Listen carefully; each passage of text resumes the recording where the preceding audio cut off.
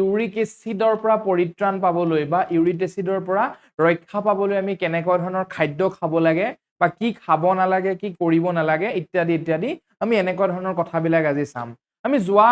ভিডিঅ'টোত ইউৰিক এচিডৰ বিষয়ে যে ইউৰিক এচিডনো কি আছিলে কেনেকৈ সৃষ্টি হয় কেনেকুৱা ধৰণৰ বেমাৰ সৃষ্টি হয় আমি সেইখিনি বস্তু চাইছিলো তাৰ লগতে মই আৰু এটা কথা যোগ কৰিব বিচাৰিছো যে ইউৰিক এচিডৰ ক্ষেত্ৰত আমাৰ কিডনিয়ে এটা আমেজিং ৰোল প্লে কৰে মানে এটা বহুত ধুনীয়া এটা আমাৰ ৰোল প্লে কৰে আমাৰ কিডনিয়ে ঠিক আছে কথাটো এনেকুৱা ধৰণৰ হৈছে আমাৰ কিডনিয়ে কি কৰে যিখিনি অলাগতিয়াল আৱৰ্জনা বা ইউৰিক এচিড সেইখিনি আমাৰ শৰীৰৰ পৰা বাহিৰ কৰাত সহায় কৰে সাধাৰণতে কিডনিয়ে নিজৰ কামৰ উপৰিও ইউৰিক এচিড বাহিৰ কৰাত আমাক সহায় কৰে মই থুলমূলকে আমাৰ যোৱা ভিডিঅ'টোত কৈছিলো যাৰ ফলত আমাৰ যিবিলাক গাঁঠি বা আমাৰ জইন্টছ বিলাকত যিবিলাক ইউৰিক এচিডৰ ক্ৰিষ্টেল বিলাক যিবিলাক জমা হয় সেইবিলাকৰ পৰা আমি পৰিত্ৰাণ পাওঁ বা আমাৰ ৰক্ষা পৰে এতিয়া মই এটা কথা ক'ব বিচাৰিছো যে ইউৰিক এচিড বেছি হলে আমাৰ কিডনি ষ্টোনো হ'ব পাৰে এইটো কথা মই যোৱাৰ ভিডিঅ'টোত ক'বলৈ পাহৰি গৈছিলো মই আশা কৰিছো আপোনালোকে এতিয়াই মনোযোগেৰে শুনি ল'ব ইউৰিক এচিড বেছি হলে আমাৰ কিডনি ষ্টোনো হ'ব পাৰে আৰু মই গাউট GOUT যিটো আমাৰ গাউট বুলি কয় মানে যিটো আমাৰ ভৰিৰ বিষ মই যিটো অলৰেডি দেখাইছিলো আমাৰ এনেকে যিটো আপোনাৰ ক্ৰিষ্টেল জমা হৈ যায় গাঁঠিৰ বিষ হৈ ফুলি উঠে এইখিনি বস্তু মই অলৰেডি যোৱা ভিডিঅ'ত কৈছিলো কিন্তু মই লগতে এইটো ক'ব পাহৰি গৈছিলো যে কিডনি ষ্টোনো হোৱাৰ সম্ভাৱনা থাকে ইউৰিক এচিডৰ পৰা ঠিক আছে তো আপোনালোকে কি কৰিব লাগিব পানী বহুত বেছি খাব লাগিব মই কি খাব লাগিব কি খাব নালাগিব সেইখিনি আৰম্ভণি কৰিছো পানীৰ পৰা যেহেতু আপোনালোকৰ কিডনিয়ে বহুত এটা ডাঙৰ ৰোল প্লে কৰে আৰু যদি আপোনালোকে পানী কম খাব আপোনালোকৰ ডিহাইড্ৰেশ্যন হ'ব শৰীৰত পানীৰ পৰিমাণ কমি যাব আৰু ফলত কি হ'ব কিডনিয়ে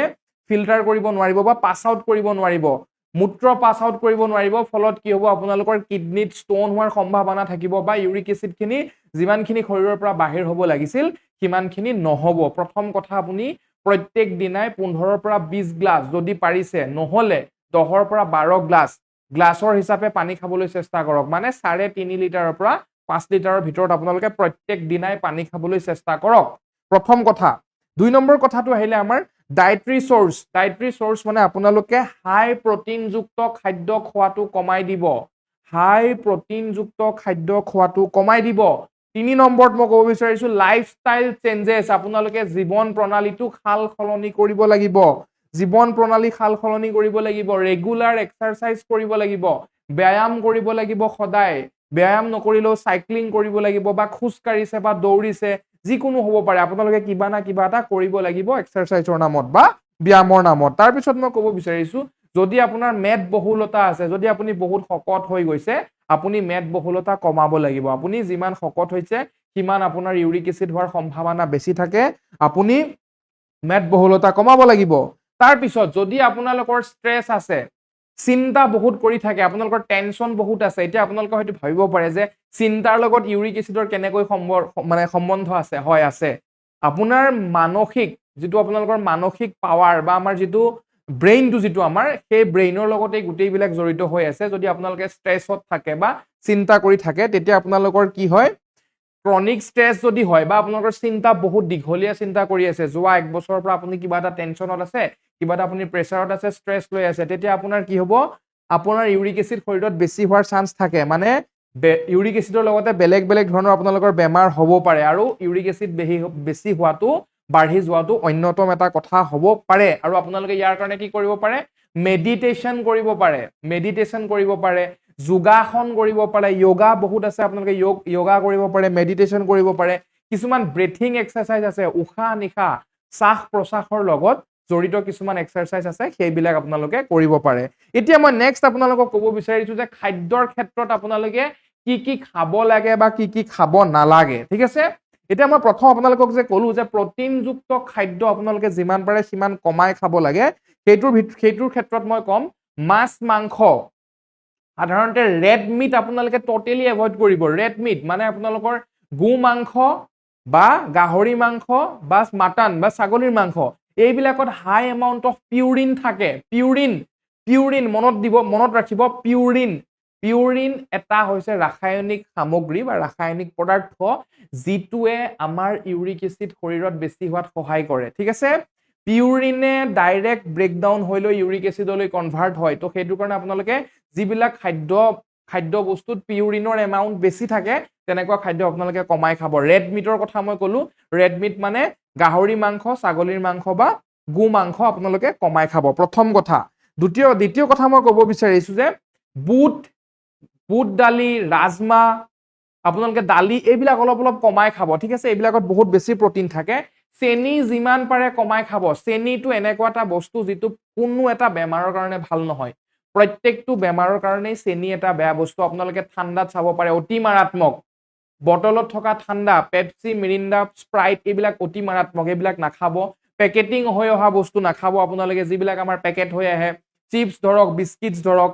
সব বস্তু আপোনালোকে পেকেটিং কৰা খাব নালাগে আপোনালোকৰ কাৰণে যথেষ্টখিনি বেয়া হয় আৰু মই এটা ক'ব বিচাৰিছো চেনিত 50% ফ্ৰুক্টোজ থাকে চেনিত বা মিঠা জাতীয় খাদ্যত 50% ফ্ৰুক্টোজ থাকে আৰু ফ্ৰুক্টোজে কি কৰে ফ্ৰুক্টোজ ডাইৰেক্ট কনভাৰ্ট হয় ইউৰিক এচিডলৈ ফ্ৰুক্টোজ ডাইৰেক্ট কনভাৰ্ট হয় এনেকুৱা নহয় যে নেক্সট ষ্টেপছ কিবা এটা বেলেগ হ'ব তাৰ পিছত বেলেগ হ'ব তাৰ পিছতহে গৈ মিলি ইউৰিক এচিড ফৰ্মেশ্যন হ'ব তেনেকুৱা নহয় ফ্ৰুক্টোজ আৰু পিউৰিন এই দুটা বস্তু ডাইৰেক্ট ইউৰিক এচিডলৈ কনভাৰ্জন হয় সেইটো কাৰণে পিউৰিন যিবিলাক বস্তুত পোৱা যায় বা পিউৰিন যিবিলাক বস্তুত পোৱা যায় সেইবিলাক কমকৈ খাব আৰু চেনি বা মিঠাযুক্ত খাদ্য অতিকৈ কমকৈ খাব তাৰ পিছত মই ক'ব বিচাৰিছো মদ্যপান একেবাৰে নকৰিব মদ্যপান নকৰিবই মই অলৰেডি ফেটি লিভাৰৰ এটা ভিডিঅ' বনাম আপোনালোকে চাব মদ্যপান টোটেলি নকৰিবই আপোনালোকে ঠিক আছে মদ্যপান নকৰা এটা কথা আছে কি হৈছে মদ্যপান বা আপোনালোকৰ যদি মদ খায় তেতিয়া আপোনালোকৰ শৰীৰটো বহুত জলদি ডিহাইড্ৰেট হৈ যায় পানীৰ পৰিমাণ কমি যায় যদি আপোনালোকে মদ খায় আপোনালোকৰ শৰীৰটো ডিহাইড্ৰেট হৈ যায় বা বহুত সোনকালে পানীৰ পৰিমাণ শৰীৰত কমি যায় আৰু পানীৰ পৰিমাণ যদি কমি যায় আপোনালোকৰ প্ৰসাব নহব ইউৰিন নোহোৱাৰ ফলত ইউৰিক এচিড বাহিৰলৈ ওলাই নাযাব ফলত কি হ'ব ইউৰিক এচিডৰ যিবিলাক কালেকশ্যন বিলাক শৰীৰৰ ভিতৰত বেছি হৈ যাব গাঁঠিত জমা হ'ব ঠিক আছে মই অলৰেডি আকৌ এবাৰ দেখাই দিছো ফটোবিলাক আগতেও দেখাইছো আগৰ ভিডিঅ'টোত যদি কোনোবাই চোৱা নাছিলে আগৰ ভিডিঅ'টো চাব মই এবাৰ আকৌ এবাৰ দেখাই দিব বিচাৰিছো যে ইউৰিক এচিড হলে এনেকৈ গাঁঠিবিলাক ফুলি যাব য'ত আপোনালোকৰ কি হ'ব ইউৰিক এচিডৰ ক্ৰিষ্টেলছ জমা হ'ব এই ইউৰিক এচিডৰ ক্ৰিষ্টেলছ ইউৰিক এচিডৰ সৰু সৰু কণা যদি আপোনালোকে মদ বেছিকৈ খায় বা পানী কমকৈ খায় মদ বেছিকৈ খায় পানী যদি কমকৈ খায় শৰীৰত পানীৰ পৰিমাণ যদি কমি যায় তেতিয়াহ'লে কি হ'ব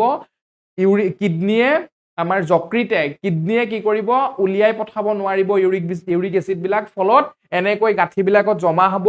জমা হোৱাৰ ফলত কি হ'ব মই দেখাই আছো গাঁঠিটো এনেকৈ ফুলি বাহিৰলৈ ওলাই যাব অকল ভৰিতে নহয় আঁঠুৰ গাঁঠিও হ'ব পাৰে হাতৰ কিলাগুটিও হ'ব পাৰে হাতৰ আমাৰ এইবিলাক গাঁঠিও হ'ব পাৰে তো আপোনালোকৰ কি হ'ব এনেকৈ বাহিৰলৈ ফুলি ওলাই যাব অত্যন্ত বিষ হ'ব ঠিক আছে এইটো সব ইয়াতো এনেকৈ ফুলি গৈছে অলৰেডি মই আগৰ ভিডিঅ'ত দেখাইছো কিন্তু মই আকৌ এবাৰ দেখাই দিছো এইবিলাক যদি আপোনালোকে মদ বেছি খায় মদ্যপান বেছি কৰে মদ্যপান যদি বেছি কৰে বা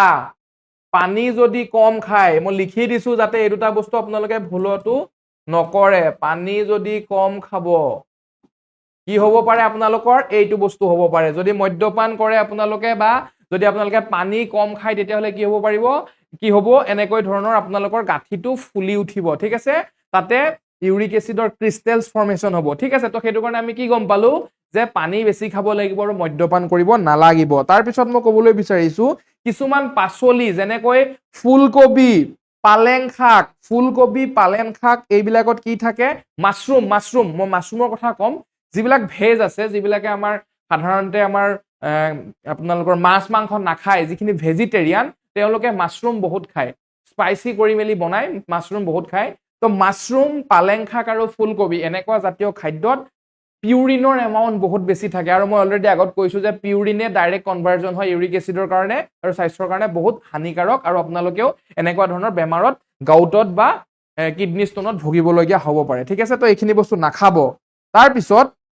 এটা কথা মই ক'ব বিচাৰিছো কিছুমান বস্তু একেবাৰে নোখোৱা নহ'ব যে ধৰক কাৰোবাৰ যদি ইউৰিক এচিড নাই তেতিয়াতো বাকীখিনি বস্তু খাব পাৰে যদি আপুনি গম পাইছে আপুনি টেষ্ট কৰিছে আপোনাৰ ৰিপৰ্টত আহিছে যে আপোনাৰ ইউৰিক এচিডৰ ৰেঞ্জটো ওপৰত আছে তেতিয়া আপুনি এভয়েড কৰিলে হ'ব যদি ইউৰিক এচিড নাই কেতিয়াবা খাব এনেকুৱা নহয় যে এইবিলাক বস্তুৰ মিনাৰেল নিউট্ৰিচন প্ৰটিন আমাৰ শৰীৰত লাগে কিন্তু এনেকুৱা নহয় যে ইউৰিক এচিড থকাৰ পিছতো গোটেইখিনি বস্তু খাই আছে যদিহে ইউৰিক এচিড আছে বা বেছি হৈছে তেতিয়া এইখিনি বস্তু কমাই খাব এতিয়া মই বিশেষকৈ ক'ব বিচাৰিম যে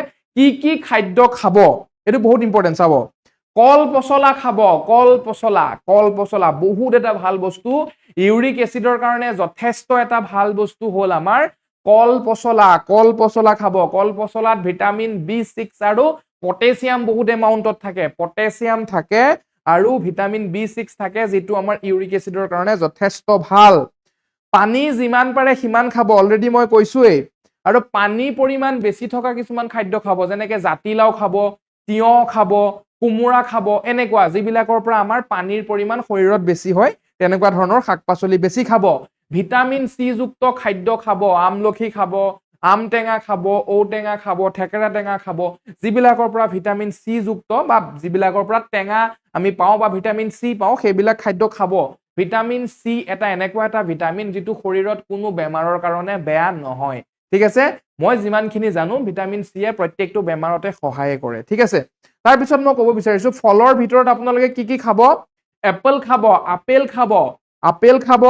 আপোনালোকে ফলমূলৰ ভিতৰত আপেল খাব কমলা খাব নাচপতি খাব ঠিক আছে কিন্তু এনেকুৱা নহয় যে বহুত হিউজ এমাউন্টত নহয় দেই সদায় ৰেগুলাৰ নাখাব কমাই খাব কিন্তু কমাই খাব তাৰ পিছত পাচলিৰ ভিতৰত আপোনালোকে বিটৰুট আমাৰ যেটো পোৱা যায় বিটৰুটৰ ৰসৰ আজিকালি জুইচ বটলো পোৱা যায় সেই তেনেকুৱা জুইচ বটল বিলাক খাব পাৰে যেনেকৈ আমাৰ তিতা কেৰেলাৰ ৰস ডায়াবেটিছত খায় বিটৰুটৰ ৰসৰ বটলো পাব আমলখিৰ জুইচৰ বটল পাব তেনেকুৱা কিছুমান খাব আপোনালোকে পাৰে তো মই ওভাৰঅল এটা কথাই ক'ব বিচাৰিছো যে আমাৰ ইউৰিক এচিডৰ পৰা পৰিত্ৰাণ পাবলে আপোনালোকে লাইফষ্টাইলটো চেঞ্জ কৰক খাদ্য সম্ভাৰত কিছুমান সালসলনি কৰক আৰু যিমান পাৰে সিমানখিনি পানী খাবলৈ চাওক পানী এটা ডাঙৰ ফেক্টৰ আৰু আমাৰ মানুহবিলাকে পানী বহুত কম খায় তো আমাৰ এইখিনিয়ে আছিল